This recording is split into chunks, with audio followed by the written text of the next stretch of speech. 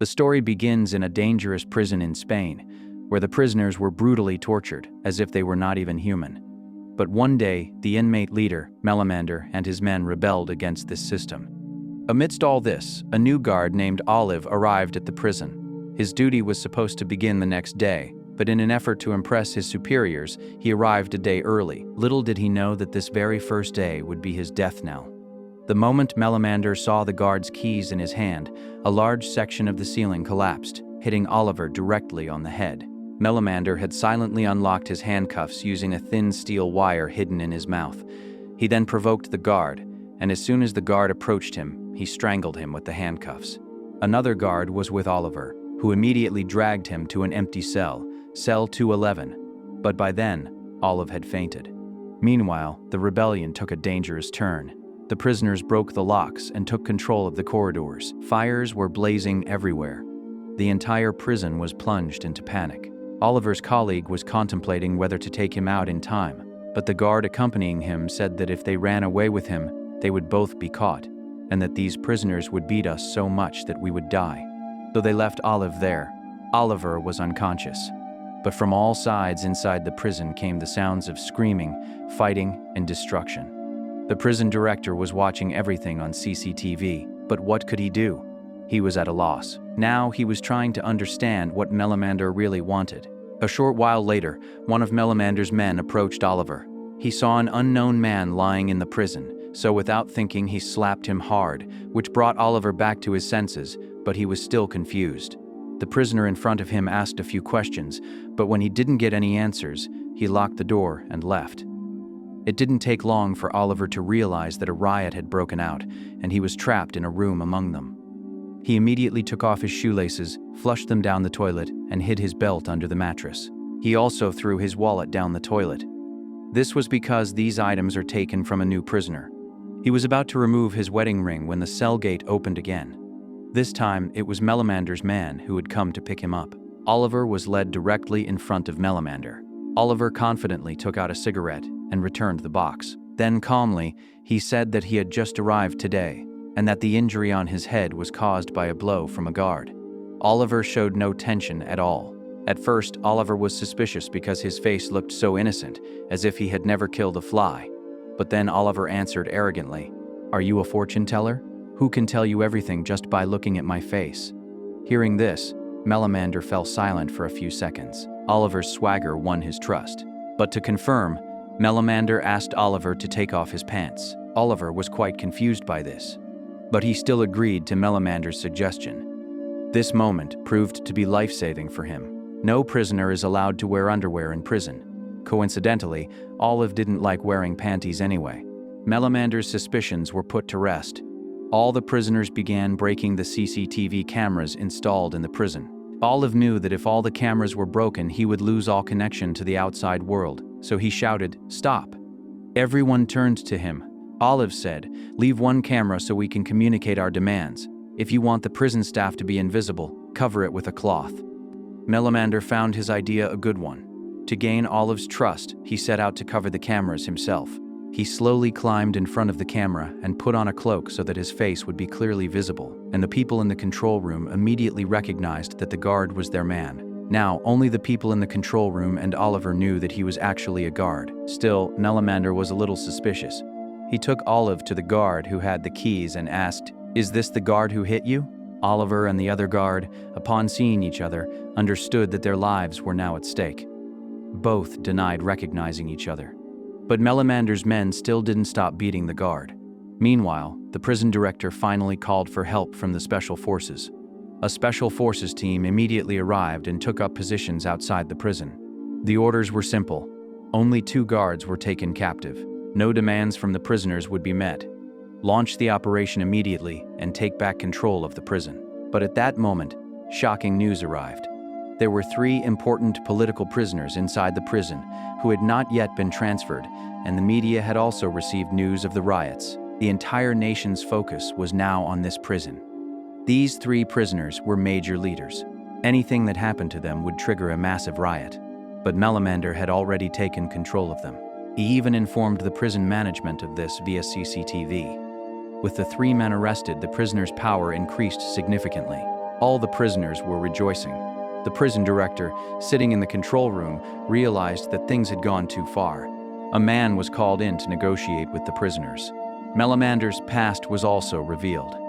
10 years ago, he had led a rebellion in which he killed a guard. Since then, he has become the prison's boss. Melamander asked Oliver to help him write some demands. The demands were basic: improve the conditions of the prison cells, grant family visits once every 15 days, and ensure that prisoners receive treatment in a proper hospital with doctors examining them from behind bars. And earlier, he had told a prisoner with a brain tumor, "You don't have any pain in your head. You're lying." The poor man died of pain. Oliver found nothing wrong with Melamander's demands. He was impressed by Melamander's leadership. During the conversation, Oliver told Melamander, "My wife is pregnant. I'm about to have a child, and I'm stuck in jail." Melamander was saddened by this. Oliver made up a false story, saying, "The man I killed was a drug dealer. He killed my younger brother. So I finally got revenge." Hearing this, Melamander felt even worse for him. Oliver was quickly getting closer to Melamander. By then, the negotiator also arrived at the prison. Melamander told Oliver to search him. Olive cleverly revealed the location of the 3 captured prisoners while conducting the search, and then presented his demands to the negotiator. The negotiator said, "I'll send your demands upstairs and be back." As he left, Melamander told him, "All my brothers have been working hard all morning. We're hungry. Bring some good food." "Okay." He also asked that Oliver be allowed to talk to his wife. The negotiator replied, "Yes, I can arrange it. That much is within my control, so I'll take her and leave her." Melamander, showing confidence in his words, agreed. But he sternly insisted that nothing should happen to Olive. Melamander had developed a great deal of trust in Olive in a short time. This was a wonderful opportunity for Oliver. But before the gate could open, a scream was heard from inside. Hearing the scream, Melamander grabbed the negotiator and told Oliver to go and see what had happened. Oliver ran to investigate. He discovered that 2 prisoners had been involved in a fight. One had been hit on the head and had fainted. The Special Forces commander, sitting in the control room, saw this and knew someone very important had died. He ordered his team to attack immediately. Oliver immediately realized that if the Special Forces entered, rivers of blood would flow. He quickly brought the 3 hostages in front of the surveillance camera so that the commander could see that everything was normal. As soon as the commander saw them on the CCTV, he stopped the orders. The conversation resumed. Oliver's wisdom and courage had saved everyone's lives, but Melamander couldn't digest the fact that he had just arrived in prison today and was being made a hero. But Oliver understood that he didn't want to be a hero. He raised Melamander's hand in front of everyone, saying, "It was Sir who told me to do this." The prisoners then began celebrating, holding them both in their hands. Melamander said, "You did a good job, but next time, if you do something without asking, I won't spare you." Somehow, the news spread in the newspapers, claiming the 3 leaders had been killed and several others injured. Meanwhile, Oliver's wife, Elena, was eating dinner at a restaurant. On TV, she saw that the prison where her husband worked was now all over the news. She panicked and called Oliver, but his number was always out of reach. After several attempts, when she finally reached one of Olive's colleagues, she simply said that Olive was on duty at another branch and that her phone was probably off due to work. But Elena knew something was wrong. She quickly got into her car and drove outside the prison. By then, the families of many prisoners had gathered there. Everyone wanted to know if their loved ones were all right. Elena entered the crowd and started asking questions about Oliver. But no one heard her. There was no specific answer. Inside the prison, Melamander was eating dinner with his other inmates. Oliver was also listening to Melamander's old stories with great interest. Just then, another inmate who had caused the previous fight appeared. Melamander immediately went to him and taught him a lesson, because he had ruined the entire plan. He had put everyone's lives in danger. Meanwhile, Oliver saw an opportunity and secretly stole the walkie-talkie from Melamander's chair. He was very worried about his wife. He immediately contacted his colleague and asked him to tell Elena that she was okay. His colleague reassured Oliver, saying that they had spoken to Elena and everything had been arranged. Meanwhile, Melamander and his inmates were watching the protests outside, on the TV inside the prison. There was commotion from relatives everywhere. The camera was showing their footage. Melamander decided that he had to talk to the prison authorities again. But as he searched for the walkie-talkie, it was gone. He and his men searched everywhere but couldn't find it. Melamander was perplexed, wondering where it had gone. Just then, Oliver brought it back and said, "I had kept it safe because if it fell into the wrong hands, it could cause trouble." He was right. That's why no one suspected anything. But Apache had seen everything from the balcony. He immediately went to his room, took out a mobile phone hidden in a small tin box, and contacted a guard he knew. It turned out Apache was actually an informant working for the prison authorities. He quickly learned Oliver's true identity. Outside the prison, the people were growing increasingly angry. Some even started throwing stones at the guard's office. Seeing this, guard Utrilla, already enraged, lost control. He immediately formed a team, which, armed with sticks, attacked the people, beating them indiscriminately. It was there, on the TV screen, that Oliver saw his wife in the crowd, small, frightened eyes. He quickly asked Melamander for his walkie-talkie and angrily asked his prison colleague, "You said everything was arranged, so what's my wife doing there?" Then the colleague realized that the media was covering everything live, and the prisoners were able to see their families on TV. Prison authorities took immediate action and cut off the entire prison's TV signal. Meanwhile, the protest escalated. Elena felt pain in her stomach. A scuffle broke out in the crowd. Meanwhile, Elena was hit with a stick, and Utrella was about to hit her. With one blow, poor Elena fell to the ground. Media cameras recorded the entire incident. The loss of the TV signal inside the prison further inflamed the prisoners' anger. Melamander immediately picked up his walkie-talkie and demanded that management send a list of the injured. When Olive asked about his wife, the prison authorities lied, saying everything was fine. Just then, Apache came to him. He threatened Olive, saying, "If you don't listen to me, I'll reveal the truth to everyone." However, Olive already knew everything about Apache. He wasn't intimidated, but instead threatened back. "Son, I just came to prison today, and I'm a guard. These people will tolerate my deception, but you, a prisoner, have been deceiving them for years." Hearing this, Apache was shocked. He didn't expect Oliver to know everything. Outside, Utrilla was suspended. The paperwork stated that he had hurt someone in the crowd, but in reality, the prison authorities were protecting him. Inside, Melamander and Oliver sat and discussed the situation. Melamander said, "I'll take full responsibility. Then say you were only cooperating with me out of compulsion. This will reduce your sentence. You'll be able to go back to your wife and your child soon." Just then, the prison authorities sent a list of the injured. Melamander opened it. It contained the names of only 4 injured people. He immediately realized that management was fooling him. He became furious and said that something drastic had to be done. He decided to kill one of the 3 prisoners. Oliver said that if we kill the prisoners held captive, management will not spare anyone. They will immediately enter and kill everyone. Then he came up with a new idea. "Let's just cut off a piece of his ear. This will signal to them that we are serious." When Olive proposed the idea of cutting off the ear, she was given the responsibility. Oliver quickly finished the job to minimize the pain. Shortly after, the severed ear was sent to the prison management. Now they had no choice but to provide the original list. But upon reading the list, his heart broke. His pregnant wife, Elena, was also on the list. Meanwhile, Apache had also contacted the outside world and gathered some information. In the video, Utrilla was clearly assaulting Elena. Oliver watched the video again and again, his anger growing stronger each time.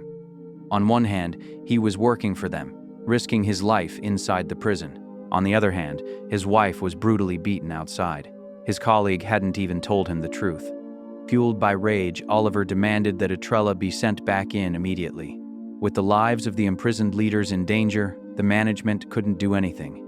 They sent Utrilla in alone. As soon as he entered, Melamander overpowered him with a knife and took him away from the camera. Oliver asked him about Elena, but he didn't say anything. When Oliver placed the video in front of him, he immediately turned his back.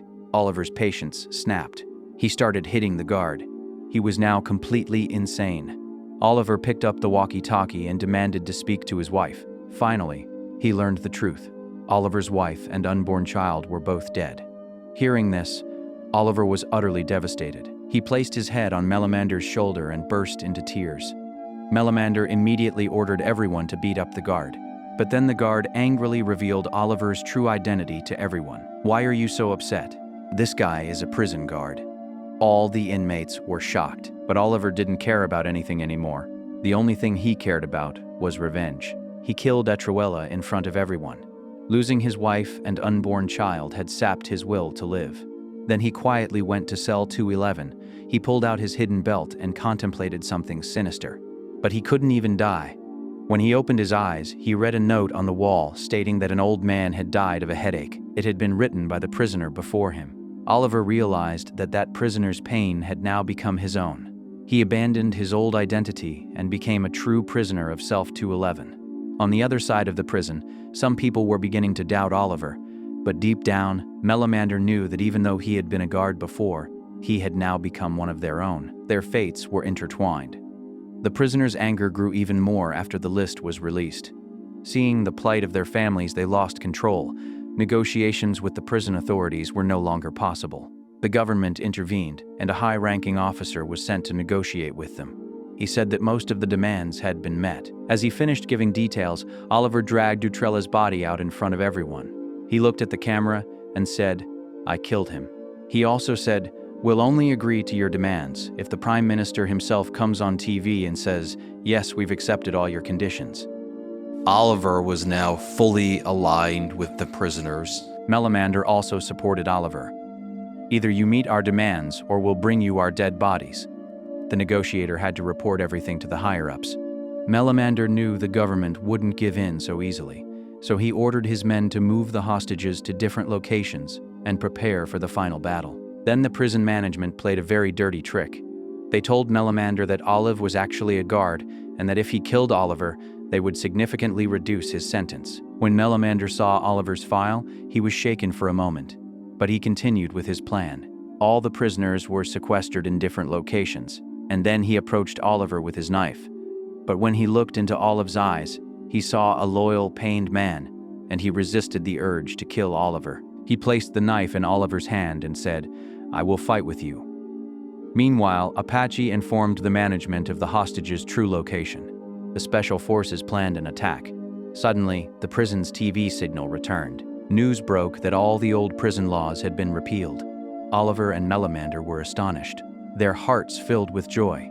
But little did they know, it was just a trap.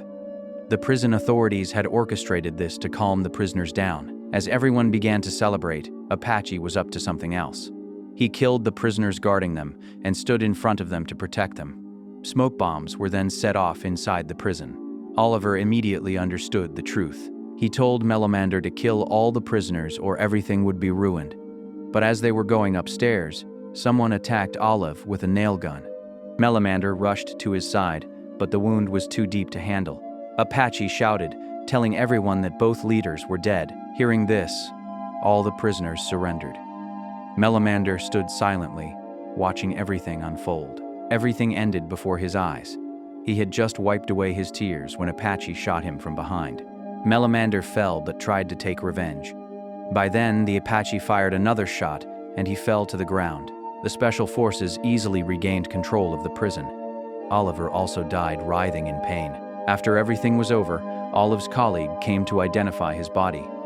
Embarrassed, he opened the door to cell 2-1. There was a ring. Olive was an honest and good person, but society took everything away from him, and in the end, he chose to die as a prisoner rather than live as a guard. If you enjoy what we do here, please like the video and subscribe to this channel to keep us motivated. See you on the next video.